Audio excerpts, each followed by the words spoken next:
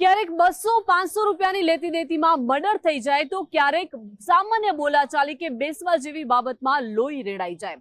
અમદાવાદના વટવામાં કચરો વીણીને ગુજરાન ચલાવતા એક યુવક સાથે બોલાચાલી થાય છે, જ્યારે બીજો યુવક જોરદાર થપ્પડ મારતા આ યુવક નીચે પટકાઈ જાય છે અને મોતને ભેટે છે।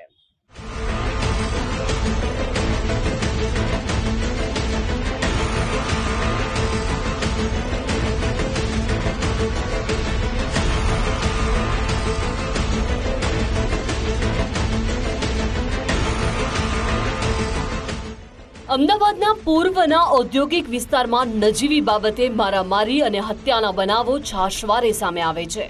અમરાઈવાડી, નારોલ, વટવા સહિતના વિસ્તારોમાં ગુનેગારો કાયદો અને વ્યવસ્થાનો કોઈ ડર ન હોય તેમ ગુના આચરી રહ્યા છે।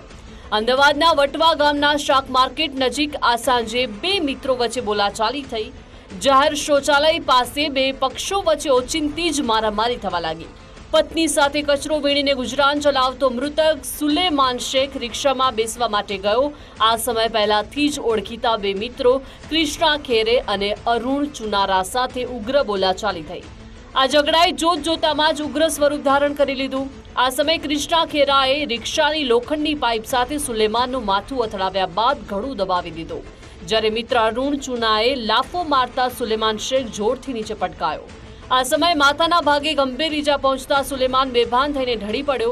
ધડાકાભેર જમીન પર પટકાતા સુલેમાન શેખનું મોત નીપજ્યું હોવાની આશંકા છે। આ સમયે આસપાસમાં રહેલા લોકો ત્વરિત 108 મારફતે સારવાર માટે એલજી હોસ્પિટલમાં લઈ ગયા, જ્યાં ફરજ પરના તબીબોએ સુલેમાન શેખને ગણતરીના મિનિટોની સારવાર બાદ મૃત જાહેર કર્યો।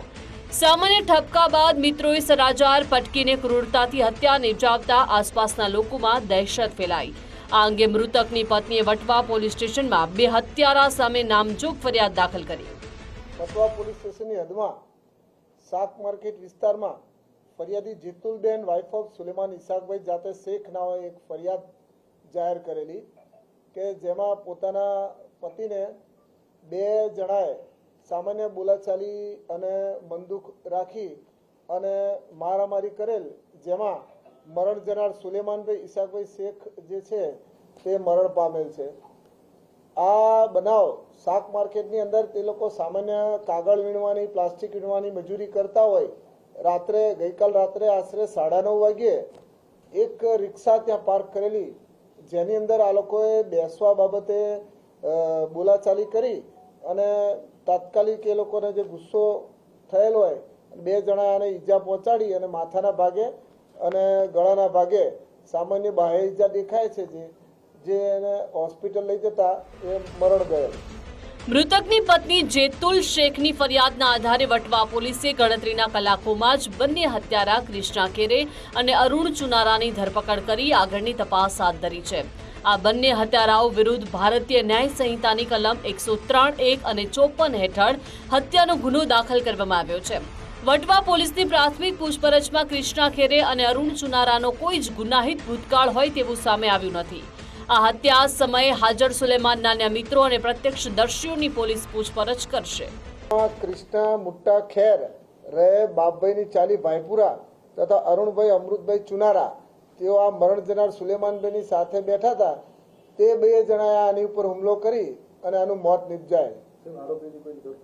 આરોપીઓ હાલ પોલીસે બંને આરોપીને ધરપકડ કરેલ છે અને આગળની તપાસ ચાલુ છે।